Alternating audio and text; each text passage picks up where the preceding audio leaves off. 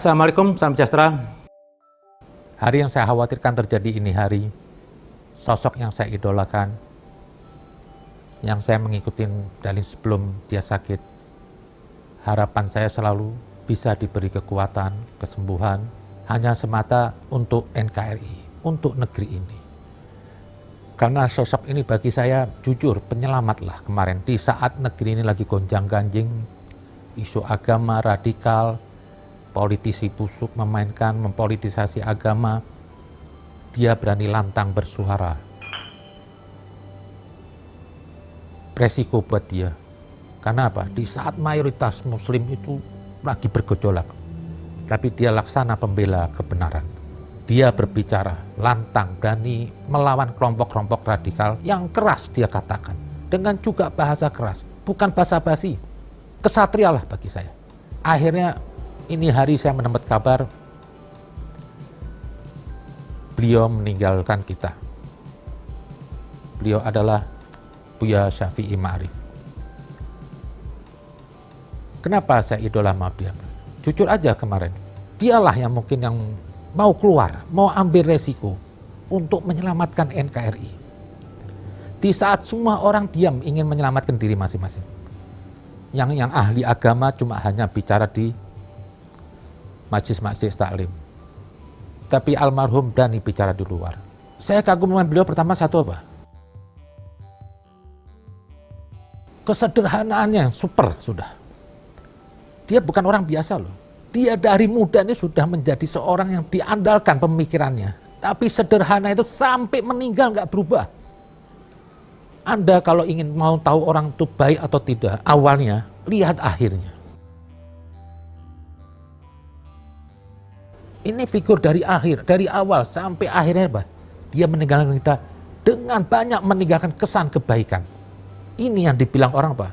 Sekalipun dia sudah meninggal, tapi dia hidup terus di kalangan kita. Pemikiran dia, sikap dia. Di sini almarhum ini Buya Syafi'i Ma'arif saya lihat jujur aja, bagi saya aneh lah. Di era saat ini orang hidup dengan glamor, kemewahan semuanya, mau cari ketenaran, dengan bergaya ingin dihormati, ingin diagungkan, tapi dia sama sekali. Saya pernah sekali jumpa dengan Pak Ma'arif. Saya cari waktu dia ada acara. Jujur karena saya idol sama dia. Saya ini punya karakter kadang-kadang keras ya. Saya nggak bisa diam melihat orang yang menurut pandangan saya itu nggak benar, ya saya tegur. Tapi cuma sebatas di pemikiran aja, tapi saya nggak ada benci ke orangnya. Tapi dari figur almarhum ini hampir saya nggak menemukan kelemahan atau kekurangan dalam hal pergaulan semuanya. Waktu acara saya duduk sama beliau, malah dia memuji saya. Padahal saya punya gerakan keras. Tapi dia bilang apa? Semangat terus Pip, semangat untuk NKRI. Saya berfoto dipeluk sama dia. Itu cukup buat saya kebahagiaan. Jujur saya juga bisa mencium tangan beliau.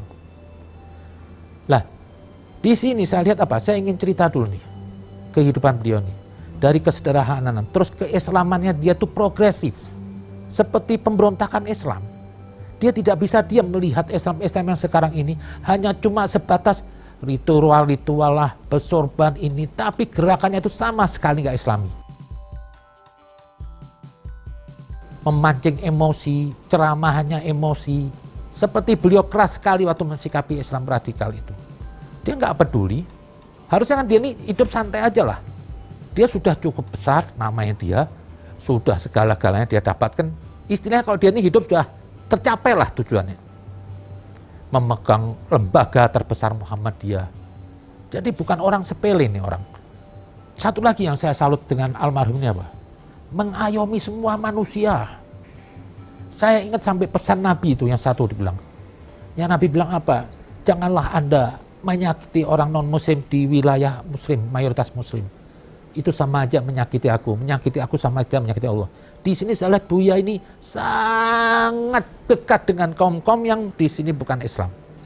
Dari Kristen, Katolik, Buddha, Hindu. Saya itu melihatnya indah. Keberadaan almarhumnya apa? Membawa banyak ilmu, sekalipun dia tuh duduk aja, tapi ada banyak ilmu yang saya dapatkan. Persaudaraan itu semuanya.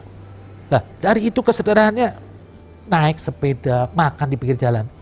Ini orang besar loh. Bukan orang sembarangan. Istana menghormati. Pak Jokowi menghormati. Tapi dia seperti orang biasa saja. Tinggal di Jogja, rumah biasa saja. Di rumah sakit di Jogja dengan sederhana. Yang saya kagum sekali apa? Kedekatan dia tuh ingin melindungi kaum minoritas itu sangat tinggi. Dan dari hati persahabatannya.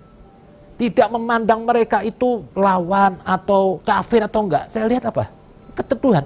Inilah Islam Muhammadi yang dipraktekkan oleh Rasulullah pada saat itu.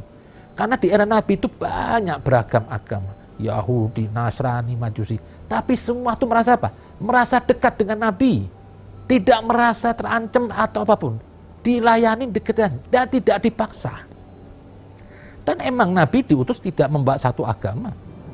Nabi diutus untuk semua manusia. Jadi Nabi mengayomi semua keimanan pada saat itu. Ada yang kaum Kristen kayak Yahudi, Majusi juga dipeluk oleh Nabi. Karena Nabi membawa akhlak. Bukan membawa pedang, maksudnya menghancurkan, membawa kekerasan, enggak. Nabi membawa akhlak. Tapi saat ini Islam yang ada saat ini apa? Tidak sudah lagi berakhlak. Masing-masing hanya memikirkan apa ya?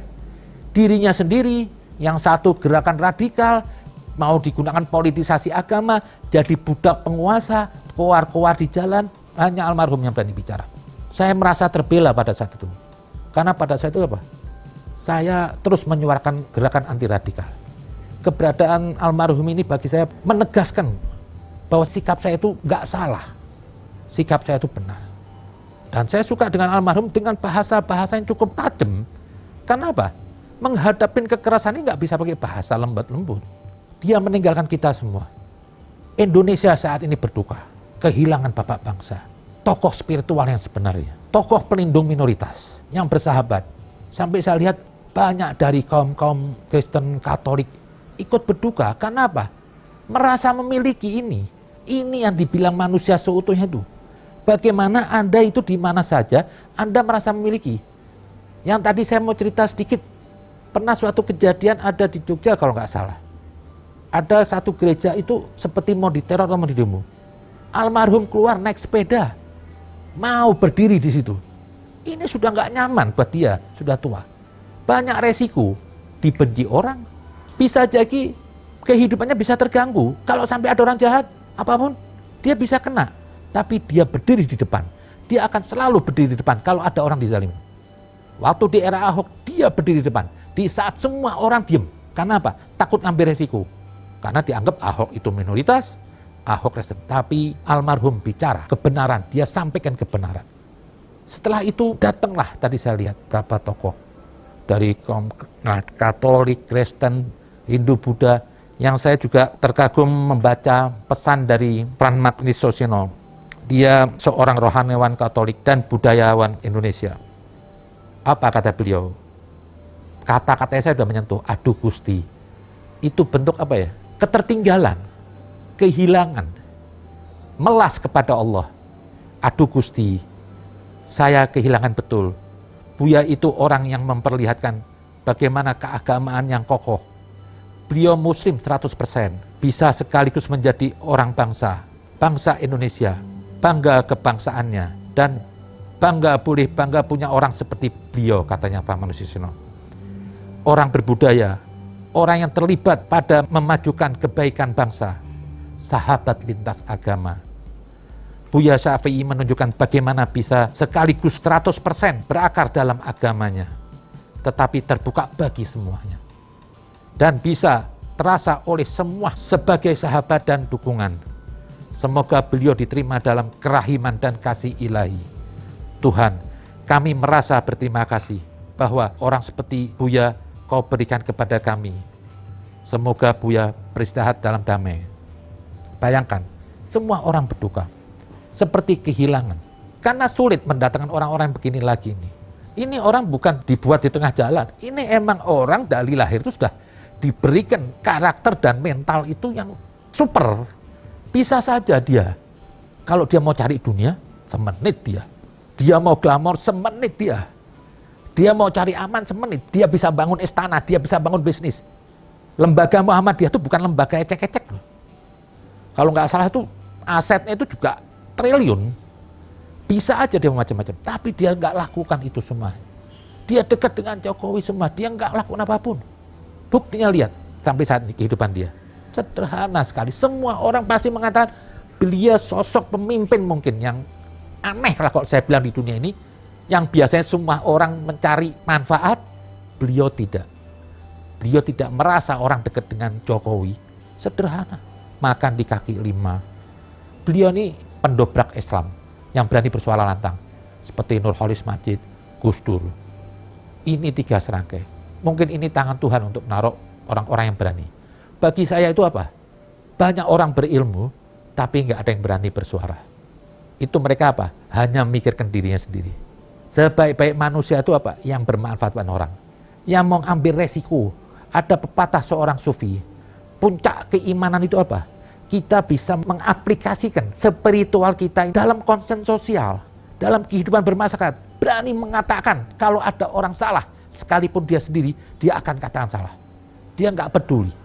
Dia masih sempat bicara agar KPK kuat, bicara untuk melawan radikalisme, bicara untuk kemanusiaan, bicara untuk pendidikan. Itu semua dia lakukan. Jadi spiritualnya dia itu apa? Dibumikan dalam kehidupan aktivitas sosial, konsen sosial. Ini yang dibilang beragama. Agama itu jangan cuma hanya duduk di masjid, ratib, itu bukan agama. Kenapa Nabi Muhammad diterima di Arab? Gerakan Nabi itu kemanusiaan. Melawan tirani, melawan ketidakadilan, melawan semuanya. Kemanusiaan. Tapi agama sekarang sudah hilang. Sekarang lebih banyak sibuk meributkan rumah ibadah, meributkan penista Tuhan, meributkan beda agama, beda mazhab ribut. Isinya sekarang agama apa?